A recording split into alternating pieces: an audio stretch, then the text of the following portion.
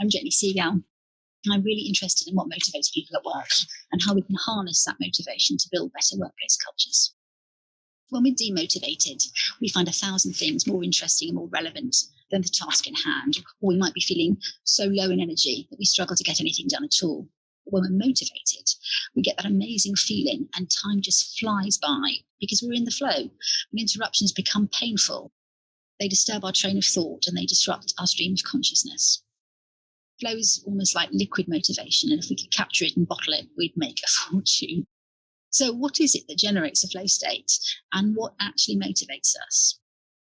One of the key motivators at work is the culture, and it sets the tone for the entire organisation, and of course typically comes from the top of the organisation, the chief exec and the executive board.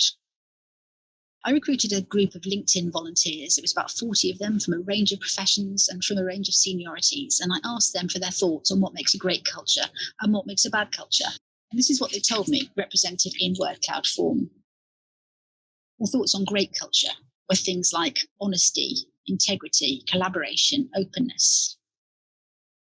Their thoughts on terrible cultures, one big winner, office politics, but also themes like bullying, silos, and general inauthentic behaviours, hypocrisy, fakery, these kind of things. Feeling we fit into culture, the workplace culture, is really important to us, and it's typically one of the main reasons we're attracted to an organisation in the first place. And ultimately, it's one of the reasons why we leave an organisation, one of the main reasons. And in a world where there's a war for talent, it's even more important to get it right. Here's a quote from someone who said to me, "For the last 20 years, I've never worn a tie to an interview. It's one of my litmus tests to see if a culture is right for me." I think that's brilliant.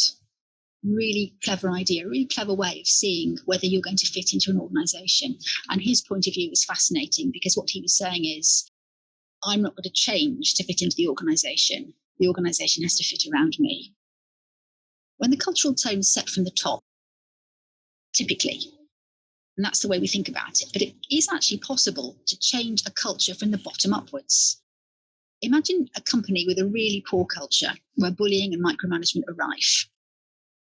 Some managers can be so outstanding that they can create a microculture, a culture of excellence that exists within the overall culture against all the odds. They can create a safe working environment for their team to operate in, empowering them to work in a different way according to a different set of principles and values to those in the broader organisation. And here's an example.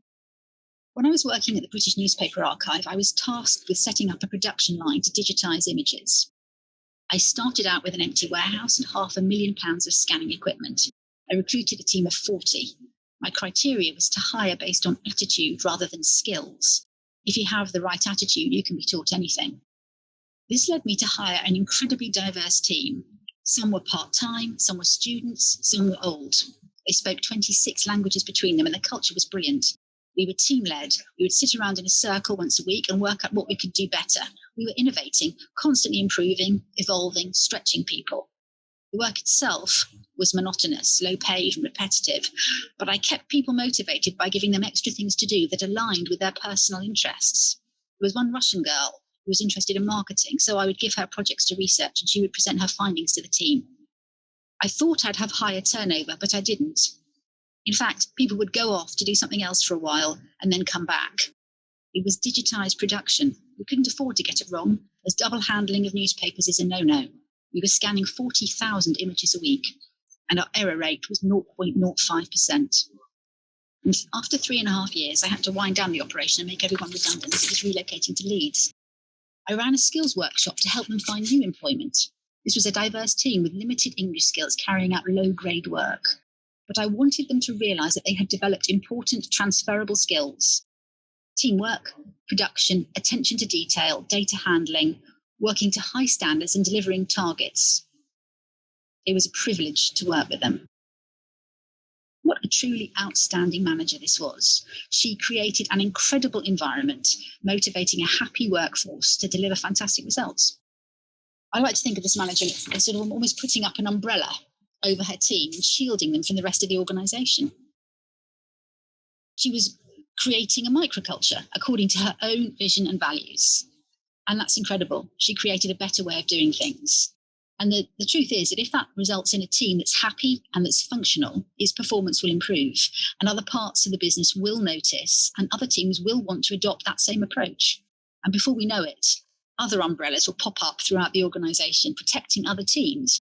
With enough culture carriers for it to spread, it will spread quickly from the bottom up, and it will become the culture. It's actually an amazingly effective and sustainable way of creating a new improved workplace culture because everyone has bought into it from the bottom up and they are walking the walk. That's the power, the incredible power of the microculture. And all it takes is one exceptional manager with the vision to change their working world. The question I'm going to leave you with is, could that incredible manager, exceptional manager, be you? Thank you very much.